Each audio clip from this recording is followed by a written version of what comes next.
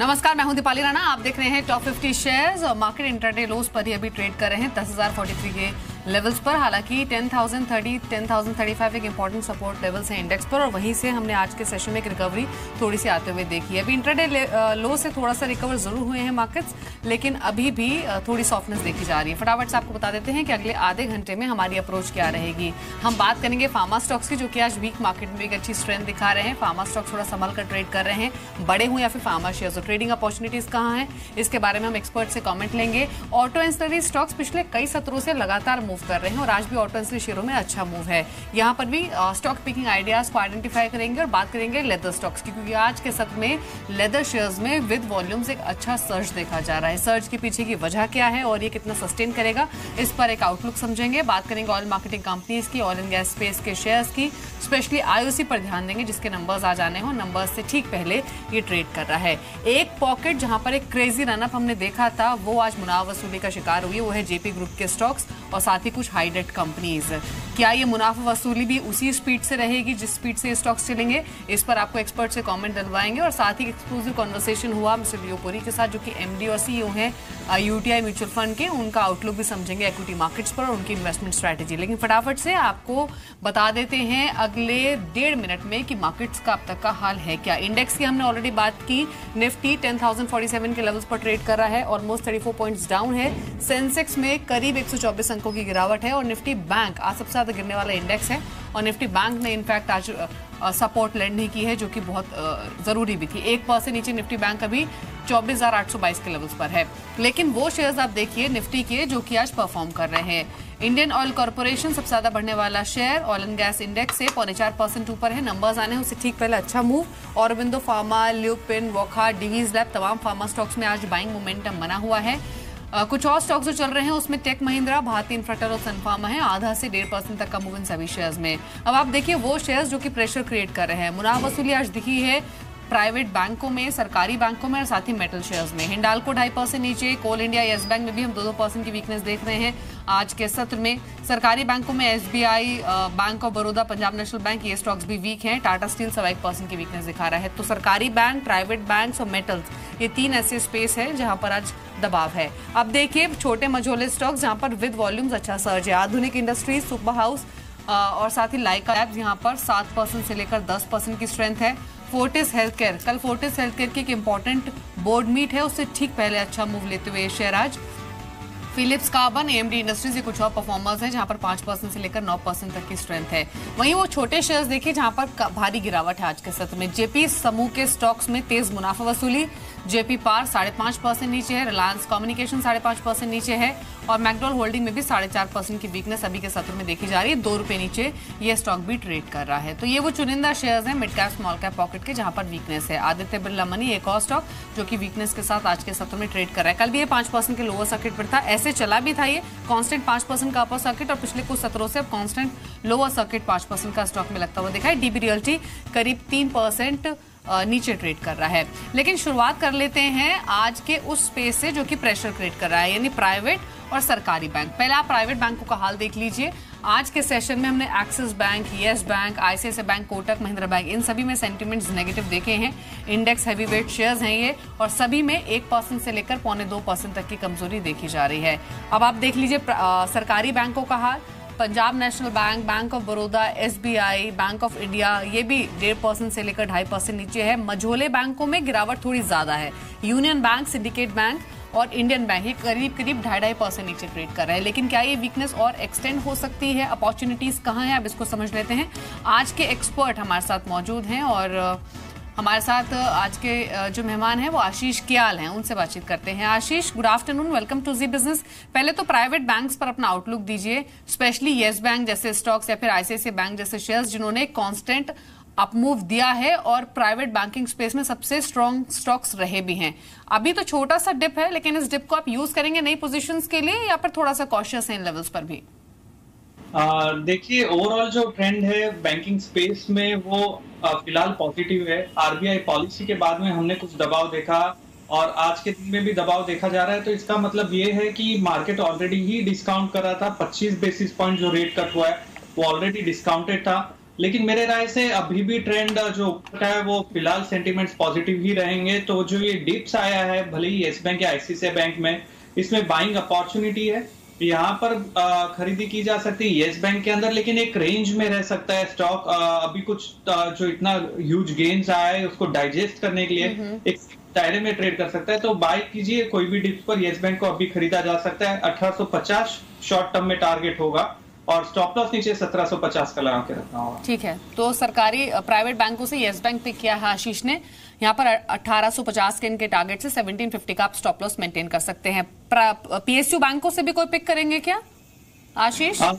हाँ, PSU bank में अगर देखा जाए ना दीपाली, तो ओवरऑल एसबीआई ने बहुत ही स्ट्रांग मूव दिखाया था 300 रुपए से लेकर करीबन 315 तक, और आज जो मिली है मेरे हिसाब से ये जो 297 298 का आंकड़ा है शायद ब्रेक ना करे, तो एसबीआई को शॉर्ट टर्म ट्रेडिंग के हिसाब से प्रीफर किया जा सकता है। यहाँ बाय करके चलना चाहिए। ऊपर में टारगेट जो है वो करीबन वापस 315 का रीटेस्ट कर सकता है, तो वो टारगेट रख के चल सकते हैं। तो short term trading point of view से एसबीआई को कंसीडर किया जा सकता है। 315 तक के शॉर्ट टर्म टारगेट्स रहेंगे एसबीआई पर, अभी 302 के लेवल्स पर है। लेकिन अब देखते हैं जेपी समूह के शेयर्स को, क्योंकि ये एक ऐसी पॉकेट है जो पिछले 1.5-2 महीने में सबसे ज्यादा बज जिस पॉकेट ने किया है, कांस्टेंट अप्रिसिएशन। और इनफैक्ट जेपी एसोसिएट्स के बारे में आपको बताएं, इस साल की शुरुआत से अगर अब तक का रिटर्न हम देखें स्टॉक का, तो ये 200% से भी ज्यादा चला है। लेकिन आज मुनाफ वसूली है। कल जेपी एसोसिएट 9% टूटकर बंद हुआ था, आज भी 5% नीचे है। जेपी इंफ्रा, जेपी पार में भी हम 4 से 5% तक की वीकनेस देख रहे हैं, और इतना स्ट्रांग रन अप आया है कि इस तरह की प्रॉफिट बुकिंग जायज है भी। लेकिन शायद काफी इन्वेस्टर्स, ट्रेडर्स ट्रैप होंगे जिन्होंने हायर लेवल्स पे इन स्टॉक्स को होल्ड किया हुआ है अभी टेक्निकल सेटअप जेपी समूह के शेयर्स का कैसा लग रहा है आशीष? स्पेशली जेपी एसोसिएट, ये 29-30 के लेवल्स तक गया है, अब ये 2 दिनों में सीधे 15% नीचे आ चुका है। काफी ट्रेडर्स होंगे जिन्होंने 28, 29, 30 के लेवल पर भी बाइंग की होगी, क्या सजेशन है उनके लिए? अब देखिए ओवरऑल जो मूवमेंट आता है दीपाली वो इसी तरीके से आता है, क्योंकि जेपी एसोसिएट में जो मूवमेंट आया था करीबन 10 रुपए से चलना चालू हुआ था और 30 रुपए हो गया था। 200% का मुनाफा इसमें देखा जाए तो जो छलांग लगाई थी वो बहुत ही शॉर्ट टर्म में। तो ये जो गिरावट आ रही है ये जायज है और ऐसा एक्सपेक्ट किया जा सकता है। जिन्होंने ऊपर लेवल पे खरीदा है वो एक्चुअली डेफिनेटली ट्रैप हुए होंगे, लेकिन एक स्टॉप लॉस लगा के रखना होगा। 20 रुपए का स्टॉप है, मैं जानता हूँ यहाँ से काफी नीचे है ये स्टॉप, लेकिन 20 रुपए का स्टॉप इसलिए लगा के रखना होगा, इसका रनअप भी वैसे ही आया था।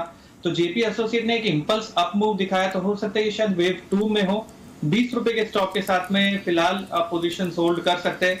अगर 20 रुपए के नीचे आ जाए तो इसका मतलब ये फॉल्स ब्रेक का अप मूव था, वो भी जायज हो जाएगा। इसलिए 20 रुपए स्टॉप के साथ काम करिए, और कोई भी मूव वापस से 30 रुपए के आसपास आता है तो वहां पर थोड़ी पोजीशन ऑफलोड कर दी है। ठीक है, तो अभी कॉशियस रहने की ही सलाह है। जेपी एसोसिएट्स पर करीब 5% नीचे ट्रेड भी कर रहा है। लेकिन जेपी समूह के अलावा कई हाई डेट कंपनीज ऐसी हैं जहां पर अच्छा मूव था लेकिन आज प्रॉफिट बुकिंग है। आप देखिए रिलायंस कम्युनिकेशन को, यूनिटेक कांस्टेंट चला है पिछले कई सेशंस में। रिलायंस कम्युनिकेशन कल भी टूटा था, आज भी 5.5% नीचे है। और इंटरनेशनल मार्केट में जो बॉन्ड प्राइसेस हैं आरकॉम के, वो भी एक शार्प स्लाइड वहां भी हमने आते हुए देखा है। तो हो सकता है वीकनेस यहां से और एक्सटेंड हो सकती है। प्रतिभा इंडस्ट्रीज करीब 5% नीचे है, आलोक इंडस्ट्रीज में भी 6% का डिप है। ये स्पेशली आरकॉम पर क्या व्यू है आशीष आपका? यहाँ पर क्या करना चाहिए जिन्होंने पोजिशन होल्ड की हुई हो? देखिए अगर जिन्होंने पोजीशंस करीबन 18-19 के लेवल पे की है जो कि काफी निचला स्तर था, तो उन्हें यहाँ पर एटलीस्ट पार्शियल प्रॉफिट बुक करना चाहिए, वो श्योर है। और आरकॉम का जो बिगर ट्रेंड अगर आप देखेंगे पिछले 2 साल में वो नीचे का ही है, और ये जो पुल बैक है शायद वो टेम्पररी भी हो सकता है। अभी भी जो न्यूज ड्रिवन और इवेंट है वो क्लियर नहीं कि आगे चल के कैसे बिहेव करेगा। तो फिलहाल पार्शियल प्रॉफिट बुकिंग की राय होगी, और एक स्टॉप लॉस नीचे में करीबन 22 रुपए का लगा के रखना होगा एग्जिस्टिंग लॉन्ग पोजीशंस में। ठीक है, तो पोजीशंस अगर लॉन्ग साइड पर बनाई हुई हैं तो फिलहाल होल्ड कर सकते हैं, लेकिन स्ट्रिक्ट स्टॉप लॉस के साथ। हालांकि आज आरकॉम पर खबर भी है कि आरकॉम एयरसेल पर एनसीएलटी को आज डिसीजन लेना है कि उनका केस एडमिट करना है या फिर नहीं, और इसीलिए शायद एक वे कर भी रही है ये न्यूज इस शेयर पर। एक और वीक पॉकेट देख लेते हैं, उसके बाद हम बात करेंगे परफॉर्मिंग स्टॉक्स की जो कि चल रहे हैं। लेकिन आप मेटल स्टॉक्स को देख लीजिए, ये इस पूरे स्पेस में हमने लगातार रुझान पॉजिटिव ही देखा है, लेकिन आज थोड़ा सा डिप है।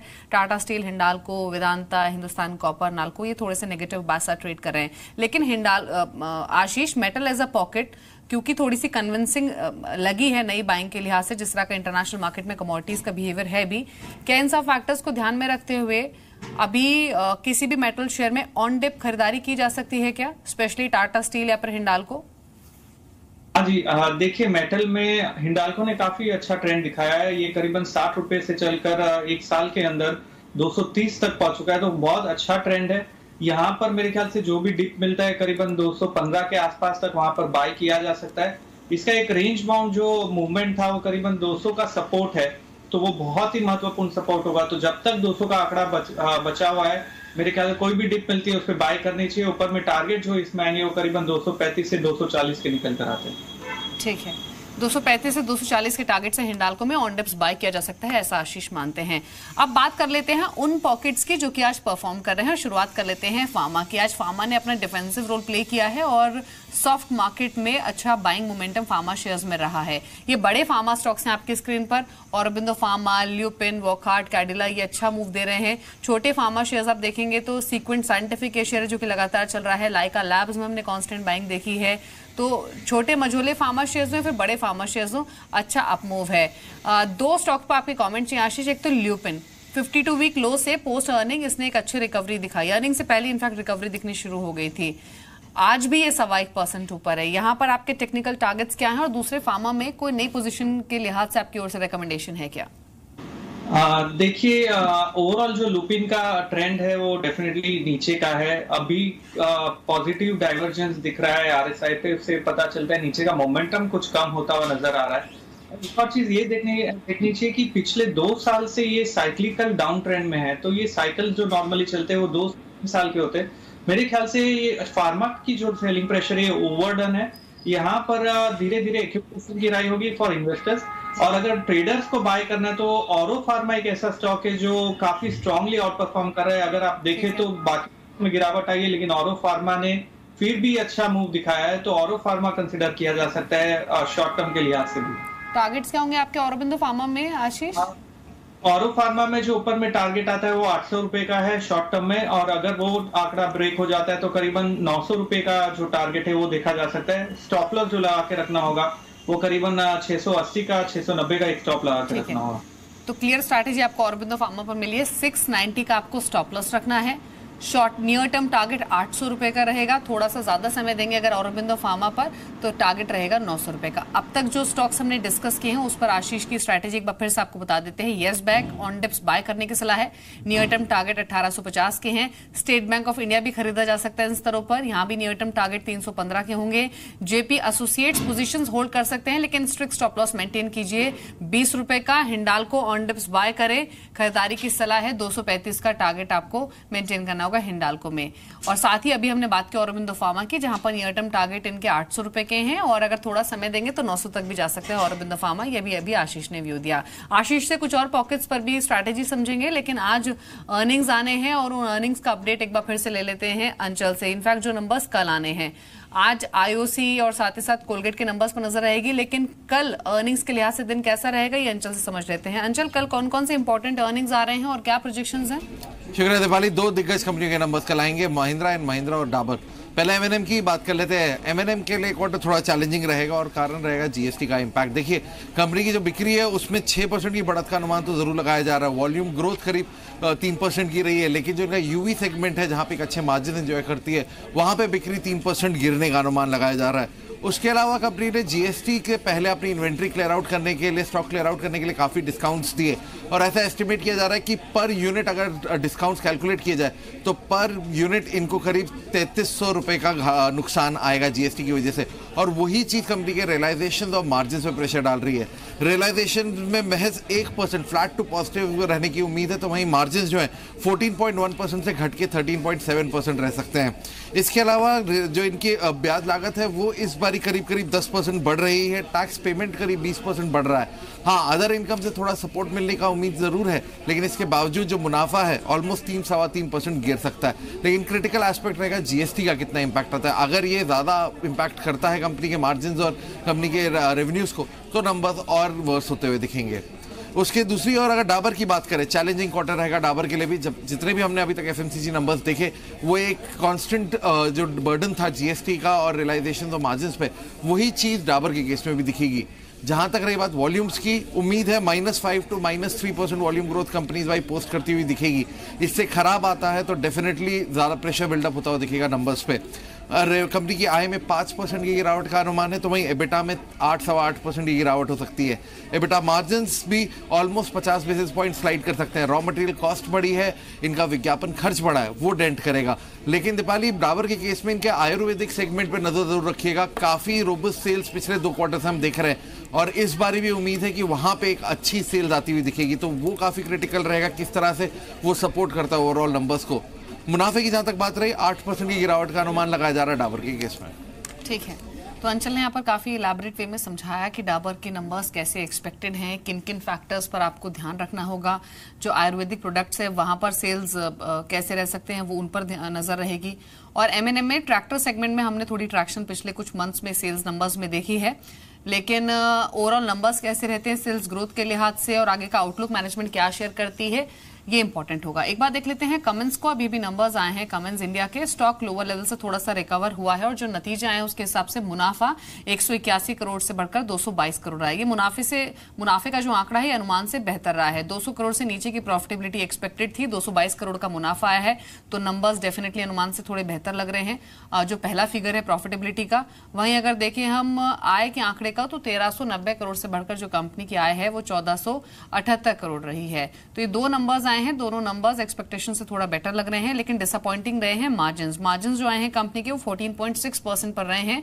15% के आसपास की मार्जिन ग्रोथ एक्सपेक्टेड थी और अब तक के जो अर्निंग्स आए भी हैं उसमें ये क्रूशियल फैक्टर रहा है। कई कंपनीज के नतीजे ऐसे आए हैं जहां पर प्रॉफिटेबिलिटी और साथ ही साथ रेवेन्यूज में हमने इंप्रूवमेंट देखी है, लेकिन मार्जिन क्योंकि श्रिंक हुए हैं तो वो वही करते हैं शेयर पर। लेकिन अभी आप देखिए क्योंकि शुरुआती फिगर्स अच्छे लग रहे हैं, इसीलिए स्टॉक थोड़ा वॉलेटाइल जरूर हुआ है और अभी हरे निशान में आ चुका है 993 के लेवल्स पर।